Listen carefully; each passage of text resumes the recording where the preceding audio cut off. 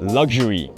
You see, I reckon that in today's modern world, where everything is so fast moving, where everybody is so hung up on the latest and the shiniest, I reckon that the word luxury has kind of lost its meaning a little bit, especially when it comes to luxury cars. Because today's luxury cars come with so many gadgets on board, and that's fine for some people. But because I identify as a 50-plus-year-old uncle, I think true luxury has lost its meaning a little bit. Because you see, to me, a true luxury car should be, number one, comfortable, and number two, very easy to use, first and foremost.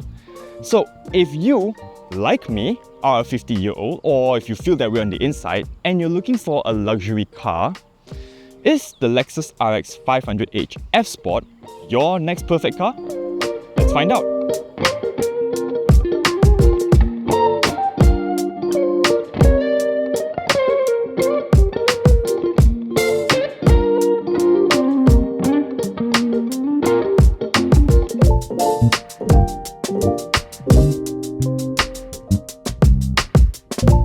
Now, don't let the F Sport in its name scare you into thinking this is a hardcore driver's SUV, because it's not, okay? It just looks a bit more aggressive.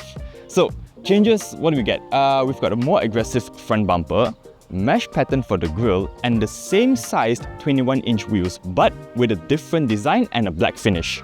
At the rear, the bumper sports a, well, sportier design, with these two fake outlets versus the one-piece silver trim that you get on the luxury variant. Does it do its job? Yes, it looks sportier, but to be honest, I would rather have the looks of the luxury variant over the F Sport one any day. Because overall, I think it just looks more subtle, it's more refined, which fits the character of the RX a bit better. Okay, on to boot space. Now, pop open the hands-free tailgate and we get 461 litres of space, which is not the biggest in its class. In fact, the more affordable Volvo XC90 beats it at 640 litres with the third row of seats folded away. Still, not an issue. There's more than enough space for a 20-inch and a 24-inch luggage to fit in side by side. Load lip isn't that high as well, and this little metal trim piece here sort of, takes the way away of scuffing the rear bumper. In any case, if you need more space, you can always just electronically fold the rear seats away at the push of a button. The seats, by the way, they are 40-20-40 layout. There's also an underfloor storage compartment to segment smaller items away and a tyre repair kit, so no spare tyre here.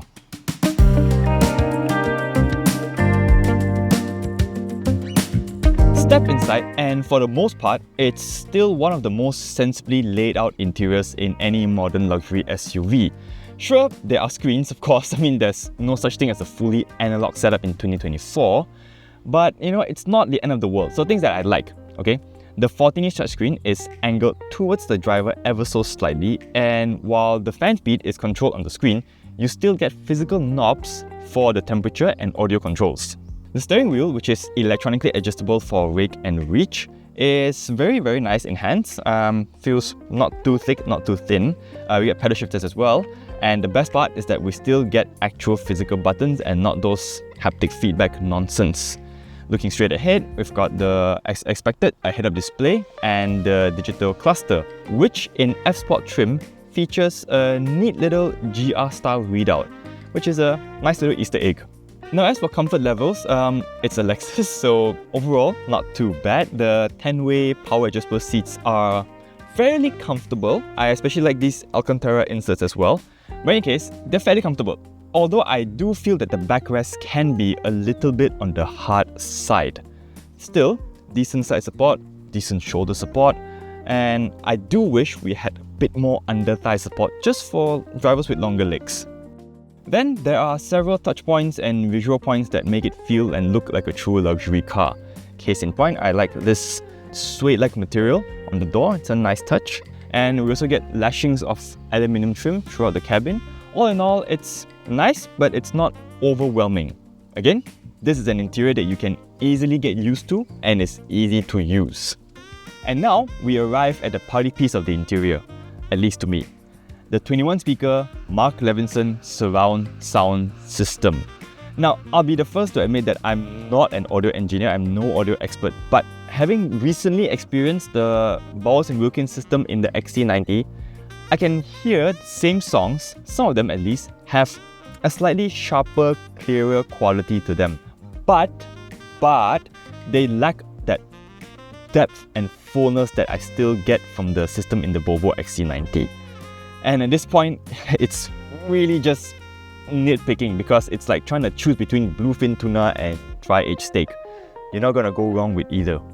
However, there are some flaws that I need to point out. So, the first one, changing drive modes. You can only do it via the screen right now, which is a terrible idea when you're on the move. To me, I felt Lexus got it right when they had that little knob that you can twist by the side of the cluster, like how it is in the ES. Apple CarPlay is wireless, but Android Auto is still wired, and for a luxury car costing pretty much $500,000 Ringgit, this is a major red flag. And if I'm nitpicking further, the active sound control feature, which pipes fake noises into the cabin, that sounds very, very gimmicky, not right in a luxury SUV. Alright, what about practicality? Well, the cutouts, the door handle here, pretty big. They can fit several cards inside with more than enough room to spare. And down below, by the door cards, we can easily fit a half-litre water bottle and then some. And while we're on the subject of the door, the Lexus RX, much like all new Lexus models, feature this little e-latch system. So you just push to open, but there's also a fail-safe function whereby if you tug at the lever twice, you can also open the door. Moving on, we've got two USB-C ports below the air vents and a small little tray, I guess, to stash your phone.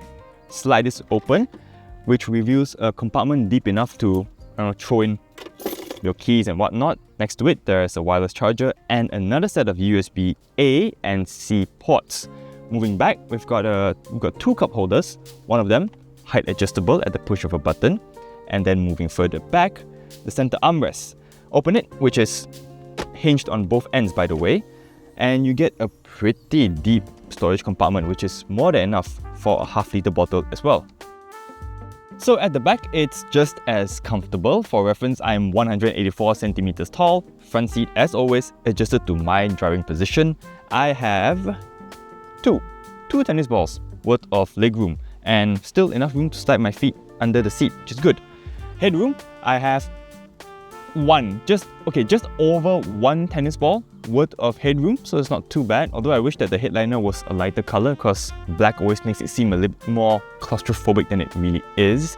Still, if you need to get comfortable or even more comfortable, you can always just pull the sunshade up, crank up the air conditioning, turn on the ventilation function, and recline.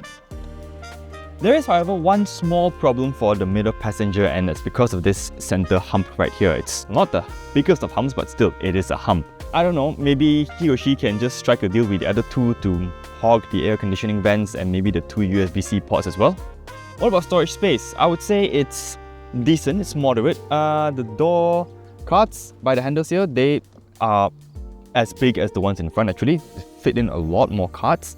Door bins, half-litre water bottle, goes in easily. We've got seat pockets on both seats, and if you drop the center armrest, this one's pretty nifty. You get a pair of cup holders and a pretty big storage compartment actually. You're more enough for a phone or two. It's another day to try to get by.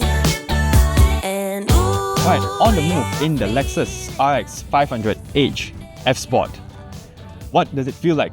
Tell you more about it in a bit, but first let's get the tech specs out of the way. So, under the bonnet, we've got a 2.4 litre turbocharged engine working as part of a series parallel hybrid setup. So what this effectively means is that we have an electric motor sandwiched between the engine and the 6-speed automatic transmission, effectively making this an all-wheel drive system in conjunction with an e-axle at the back, specifically Lexus's Direct 4 intelligent all-wheel drive system.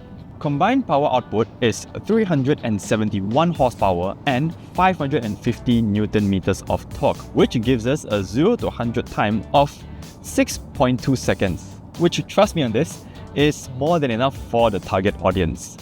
Now, what's more important is that we tested this car over 500 kilometers with 5 occupants on board and a boot full of luggage. And we got 9.3 liters per 100 kilometers. So, an efficient, comfortable family cruiser this certainly is. In the city, the drivetrain works well enough to provide ample power, but the standout quality here is just how smooth everything works. There's no sense of spiky power delivery at all. Again, luxury and ease of use being the keywords. Then there's the ride comfort. The adaptive damping does its job fairly well. Most uneven surfaces are ironed out nicely, except for the harshest of, road surfaces. One thing to note though, the stock Michelin Pilot Sport SUV tires, I noticed that they can be a little bit noisy, especially when going over very broken roads. Still, it's acceptable. Another plus point is that we have the rear wheel steering, which turns up to 4 degrees. So, tight U-turns, 3-point turns, all this in the urban setting, they're dealt with easily. Up to speed a little bit more, and yes, there's still more than enough power to get you to very, very illegal speeds, but you wouldn't want to do that in the Lexus RX. In fact, this is a car that I feel performs best when driven at 7/10. It's just not a car that you go blasting around with, okay? This is something that you'll really cruise in. Overall handling, that leans pretty much on the comfort side of things. This, again, the RX is not a car that you want to drive aggressively. If you get way too aggressive and excited with your steering inputs, then you'll very quickly notice a lot of body roll coming into play. Now, as for noise levels, as mentioned earlier on, the stock Michelin tires are a bit noisy, and over rough highway surfaces, they can transmit a fair bit of tire noise. In fact, if I were you, I would swap them out as soon as they begin to show any sign of tread wear. The plus point is that the car is generally quite quiet with, minimal wind noise and minimal road noise thanks to lots of sound insulation and double glazed windows all around. Safety kit, we get the Lexus Safety System Plus suite, which consists of the usual ADAS features, of which I shall display them on screen right about now. But special mention goes out to the blind spot monitor and the accompanying Safe Exit Assist feature. Now, what is the Safe Exit Assist feature? Remember the E-latch I mentioned earlier on? So let's say you're parked up, right? And if there's a car approaching in your blind spot, or motorcyclist, whatever it is, it will work in tandem with the blind spot monitor and prevent the occupants from opening the door, effectively saving you from a broken wallet and the other person from a broken car or body. So then, what do I make of the Lexus RX 500h F Sport?